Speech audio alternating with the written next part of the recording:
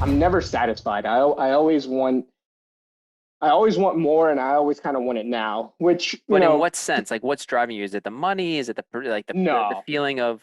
Well, I mean, it's easy to say no. No one Yeah. knows who you are. So like, but is it the money? Yeah. Is it the feeling of like learning and like you want to just Yeah. accelerate faster? Is there some sort of deep seated like feeling of like I need to do this because to prove like to my family? What's going on? Oh, yeah, yeah. No, it's You think it's like something under like have you thought about that? Have you stepped back and be like, yeah. why am I so much more? I know you said you set levels and bars for yourself that are not normal for other Yeah. people, and so I get that. But there's a lot of hardworking people on Wall Street, and even next Absolutely. to them, it sounds like you were extreme.